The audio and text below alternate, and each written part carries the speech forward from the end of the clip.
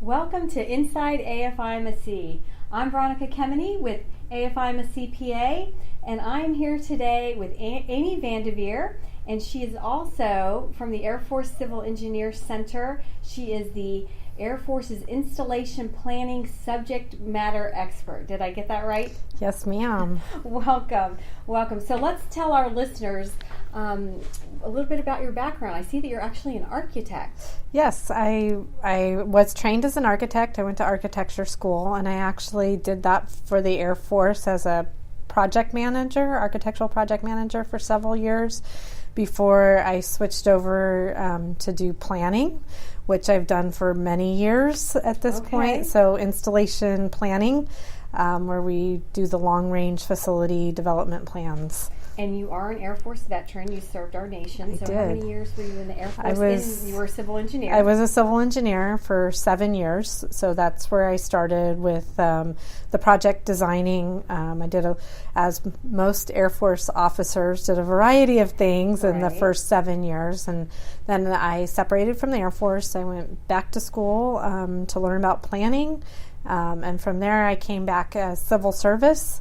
I've had a little bit of what I call a crazy career. I was following an active duty spouse around, so I've gotten the opportunity to live a few more places than most civilians and do a little bit different things. But they've always been in the design and planning end of the civil engineering business. And now you're based out of Joint Base San Antonio, Lackland, Texas. Yes. And today we are here at Tyndall Air Force Base at the Program Management Office.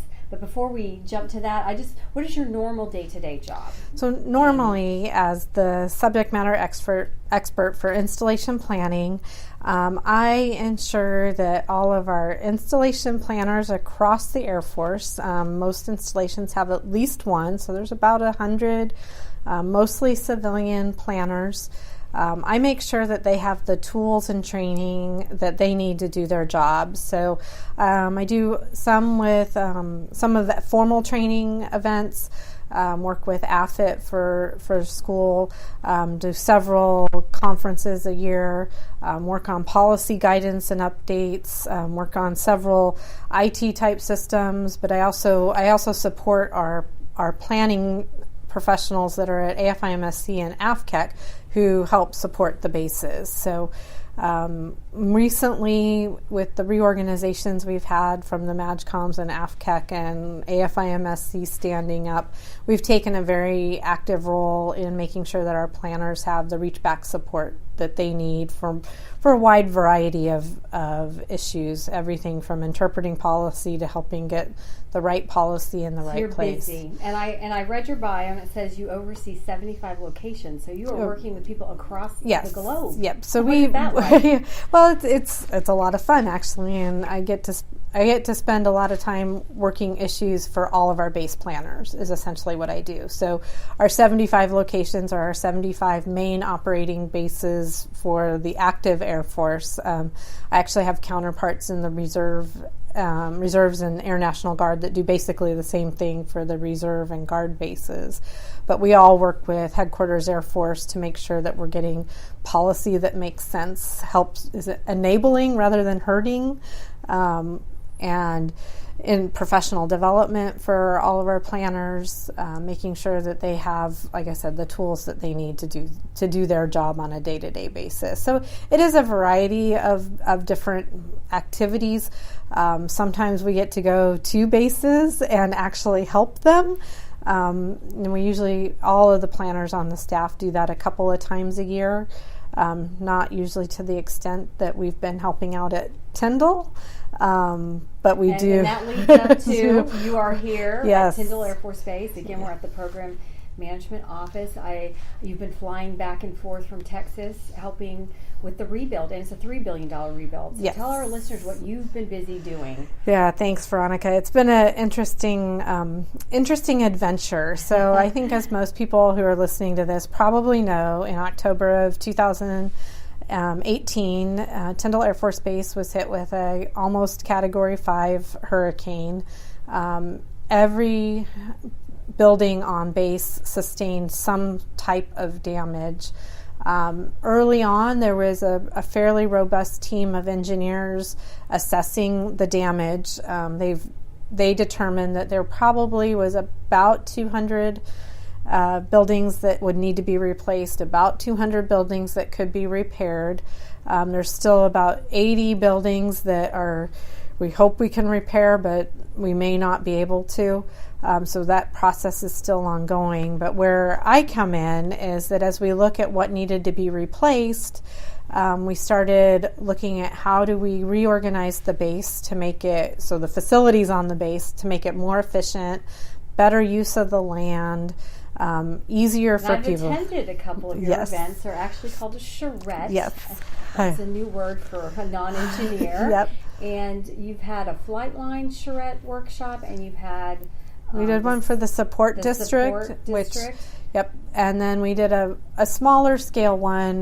There was one... Well, tell us what a charrette is. Oh, so sorry for... new to this so word. A charrette is a very focused... collaborative process for gathering inputs from all of the stakeholders, or in this case, the building users. And the flight line one, there was 100 people in it. There was pilots there in flight suits. It was a pretty monumental effort. Normally, that's a little bit bigger than normally we do the charrettes, and we'll do them for a variety of different processes. Sometimes you'll hear of them as stakeholder meetings or project kickoff meetings, but it's an opportunity for anyone who has a vested interest in the outcome of the project. And in this case, our project's redesigning the entire installation. Sometimes the project is a single building. So what are some of the things you were looking at like the flight line charrette, for example, and then you had the support charrette. So we were looking at what missions or building sets needed to go in what parts of the base. So it's thoughtful planning. It is. The rebuild. Yeah, so the planning process in general follows a very standard process that you probably you use it almost every day. You'll use it, in your personal finances. You'll have some goals for where you want to go, right? And the first thing you do is you assess what do you have, right? So we're assessing what we have. What are our goals for where we want to be? What are the gaps to get there? One of the goals after our hurricane here at Tyndall, the Secretary of the Air Force came out and said that we were going to get 3 F-35 squadrons here. So that is all that thinking rolling in. It is. And the MQ-9. Yep. So we've got Tyndall is a little bit unique. One, we've got a very large rebuild program, but they also had, prior to the hurricane, they were under consideration for getting unmanned or remote piloted aircraft, the MQ-9, a wing of them. After the hurricane, it was decided that Tyndall would be considered for 3 F-35 squadrons. There are still some wickets to go through to make that a reality, but as your job, my job, to think about all yes, of this now, because we're planning for our 21st century installation, which I know you love that. So we have to consider all of the mission sets that could come here. So we are not only planning for the replacement of the facilities that were destroyed, but for how do we reorganize the base so that at some point in the future we could have 3 or 4 fighter squadrons. Well, and you said before that you are planning a base that's going to be here for 100 years. Yep. This isn't a base for 2 or 3. This is 100 years. Yeah, so we normally build buildings with a 50 to 60, 70-year lifespan. Tyndall is one of our original bases. It actually was an Army air training base before.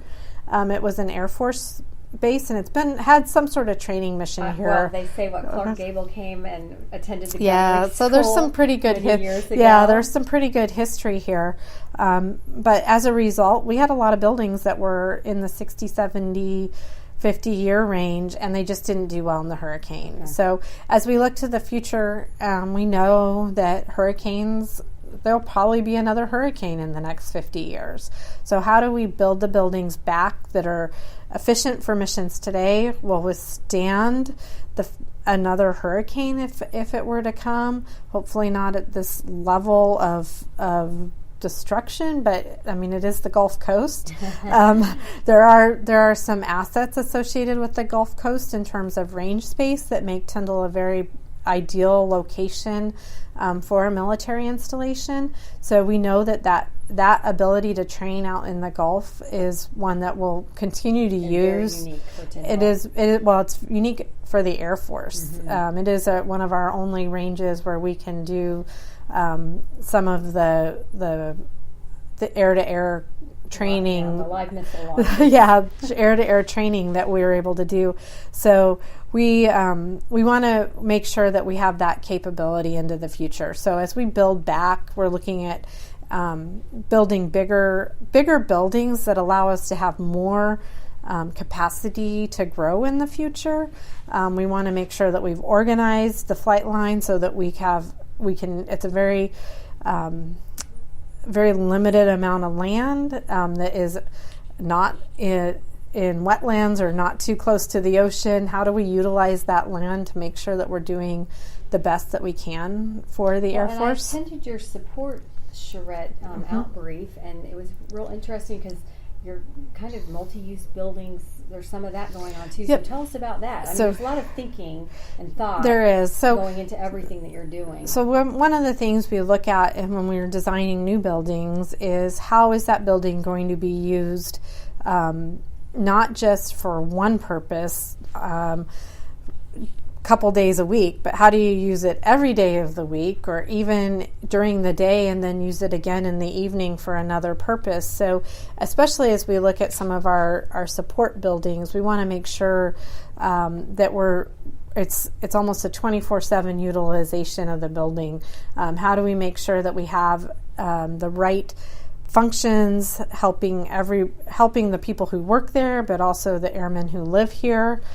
So, for example, we've looked at one of the things that was decided we probably need is a better ride-out shelter if there's a hurricane. But hopefully we don't have to use that facility very often. For those of us that live here, no. Yeah. So, but what are some of the ways that we can design that facility so that you can have a facility that can be used for 100 people to have cots and live and work out of for a few days, the other 360 days out of the year. So could that space also serve as a community center? Right. I saw some of your plans. You kind of want it so people can walk. Yep, here and we want to make it. Cars, yep, this is it's an awesome flat, compact installation to start with. So we want to make it so that you park your car in the morning and you can actually go and do lunch and do a couple of chores, maybe go to the post office, get your 10,000 steps in, be healthy. I mean, it's healthier all around if we get rid of the car culture, healthier for the people, healthier for the environment. So we're going to compact up your buildings and make it easy to walk. Pretty good climate here too most of the year. For being able to be outdoors, take advantage of that. And what is it like? Because normally as a planner type person, you're planning one building. This is everything. So this is smart buildings. This is a really different way of thinking about it. As an installation planner, we tend to think in 20-year plans. And our 20-year plans will probably have 5 or 6 major projects that we're trying to get in. So our listeners know this is a $3 billion rebuild. $3 billion rebuild. That's a huge amount of money. So normally our Air Force construction program is about $2 billion a year. For the whole Air Force. For the whole Air Force. And Tyndall will need to do 1.5 of an entire Air Force year's worth of projects. We're probably going to do that in a 5 to 7 year time frame. Those details are just now being worked out. It just shows the level of devastation. Yeah, and a lot of people have asked me the question, well, why would we keep Tyndall if we don't if it had so much damage? And quite honestly, one of the things we've discovered is of the buildings that weren't damaged, they were our newer facilities built to a better standard. A lot of them were fairly substantial, had a lot of customers already in them. The tenant unit organizations, in particular, the Secretary of Air Force said are coming back to Tyndall right away. Most of those facilities have been repaired and are fully functional today. Most of